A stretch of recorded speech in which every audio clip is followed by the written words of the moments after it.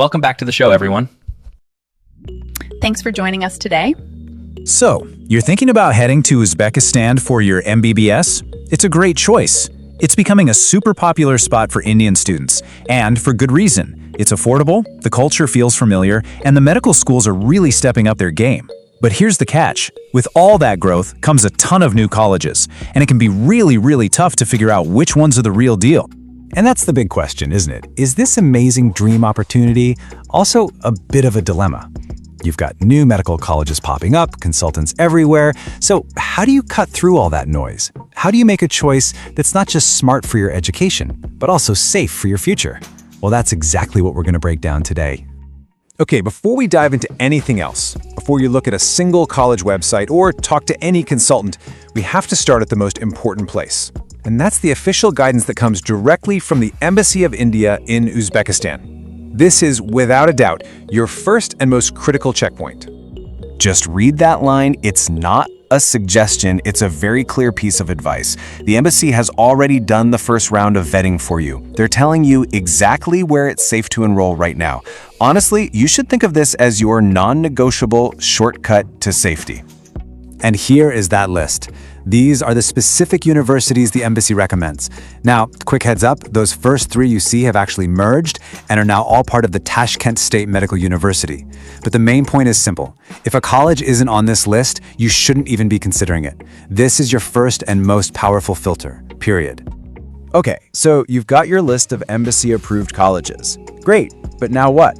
How do you actually compare them and figure out which one is the perfect fit for you? Let's get you set up with a really practical checklist to properly inspect each and every one of them. We're going to break it down into these 6 essential steps. We'll look at the big stuff, like official accreditations, and the day-to-day stuff, like campus life, and of course, the total cost. This is going to be our guide for a real, honest, side-by-side comparison. First things first, let's talk about a key term, ECFMG accreditation. Now, don't let the name fool you. This isn't just for students who want to practice in the US. ECFMG has become a kind of global gold standard. It's a huge signal that a university's education meets a high international benchmark, and that's going to keep your career options wide open after you graduate. I'd say this is a must-have. Next up, the Simulation Center. And listen, this is so important in Uzbekistan. Why? Because getting access to cadavers for hands-on dissection can be pretty limited. So, these high-tech centers with their 3D simulators and virtual anatomy tables, that's where a lot of your crucial practical learning is going to happen. A college without a good simulation center, that's a huge red flag. Okay, a quick but really important warning here. You have to be so careful with consultancy fees. The embassy itself actually recommends that you pay your tuition fees directly to the university's bank account, and there's a good reason for that. Some consultants add extra charges, and if there are delays in your registration, you could get hit with a penalty of up to $1,000. Don't let a cheap-looking package end up costing you a whole lot more. All right, now it's time for the fun part. Let's take our checklist and put it to work. We're going to put the top embassy-recommended universities right next to each other and see how they stack up. This is where you'll really start to see the key differences. Okay, just look at this table. The pattern here is so clear. Those first 6 universities, they just tick all the essential boxes. They're all government-run, they are all exclusive medical universities, meaning they're not just a small medical department inside a bigger university, and most importantly, they are both recommended by the embassy and ECFMG accredited.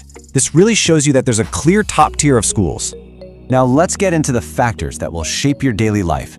This table is where you start to see some really interesting trade-offs. For example, do you want the security and convenience of an in-campus hostel? Well, then you should be looking at Bukhara and Fergana. But if you're dreaming of a big, modern capital city, then Tashkent is your spot, but you'll notice it doesn't have an in-campus hostel. This is where you have to start thinking about what's most important to you personally. And really, this is what it all boils down to. There's no single right answer, just the answer that's right for you. An in-campus hostel, that's more security. Off-campus, more independence. A capital city like Tashkent is super modern and open, but a regional city might give you a really cool cultural experience and be easier on your wallet. You've got to decide what your priority is. So, we've gone through the official advice from the embassy, we've built our checklist, and we've done the head-to-head comparisons. Now, let's pull it all together into one final, simple framework that's going to help you make your choice with confidence. Here it is, your final game plan. Number 1, Start with that embassy list. It's non-negotiable.